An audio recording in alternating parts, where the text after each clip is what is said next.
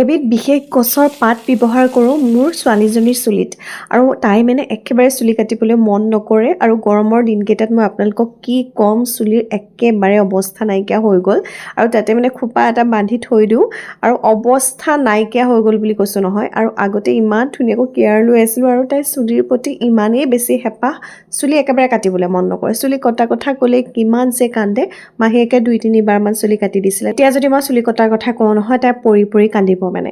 আৰু আপোনালোকেও ব্যৱহাৰ কৰিব পাৰে দেই, ইমানেই বেছি ভাল নহয়। এনেকৈ যদি ব্যৱহাৰ কৰে আপুনি যিমান দীঘলকৈ চুলি ৰাখিব বিচাৰে ৰাখিব পাৰে। মই মানে আজি চুলিখিনি তাইক ধুৱাম বুলি ভাবিছোঁ, সেয়েহে মই তেল এবিধ প্ৰস্তুত কৰোঁ তাইৰ কাৰণে। আৰু এই তেলবিধ মানে অতি ঔষধি গুণসম্পন্ন এবিধ তেল, বিশেষ গছৰ পাতৰ পৰা মই এই তেলবিধ প্ৰস্তুত কৰোঁ। আৰু দেখিছেনে একদম সেউজীয়া ৰংটো থাকিবলৈ দিওঁ, আৰু এনেকৈ সেউজীয়া ৰংটো থাকিলে মানে বিৰাট ভাল হয়। মই তেলবিধ কেনেকৈ ব্যৱহাৰ কৰোঁ প্ৰথমতে আপোনালোকক দেখুৱাই ল'ম, তাৰপিছতে মই জনাম কেনেকৈনো মই তেলবিধ প্ৰস্তুত কৰিলোঁ। এতিয়া মই কণমানিজনীৰ চুলিৰ গুৰিত খুব ধুনীয়াকৈ মই লগাইছোঁ। আৰু যেতিয়া তেলবিধ মই তাইক ব্যৱহাৰ কৰিছিলোঁ একদম কুহুমীয়া গৰম হৈ আছিলে, সেইটো কাৰণে মাছাজ দিবলৈ বেছি ভাল হ'ল। খুব ধুনীয়াকৈ মালিচ দিলোঁ, তাৰপিছত আকৌ এইদৰে ফনিয়াই দিম। ফনিয়াই দিলে কি হয়, ৰক্ত সঞ্চালন হয়, চুলিৰ গুৰি মজবুত হয় আৰু নতুনকৈ চুলি গজোৱাত সহায় হয়।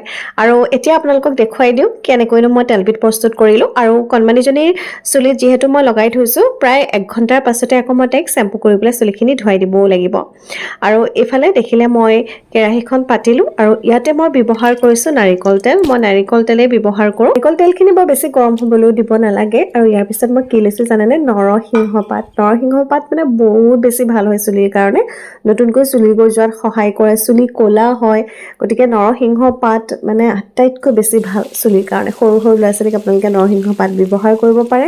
আৰু মই লগতে এল'ভেৰা পাতো ব্যৱহাৰ কৰিছোঁ। নৰসিংহ পাতখিনি অকণমান মানে খুন্দি লৈছোঁ আৰু এতিয়া ফেন ওলাইছে, ইয়াত মানে যদি পানী আছিলে সেই পানীখিনি একদম নাইকিয়া হৈ যাব।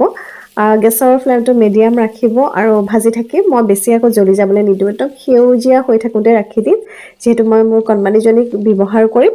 আৰু প্ৰায় মানে 5 মিনিটৰ পাছতেই মই তেলবিধ তাইৰ চুলিত লগামগৈ।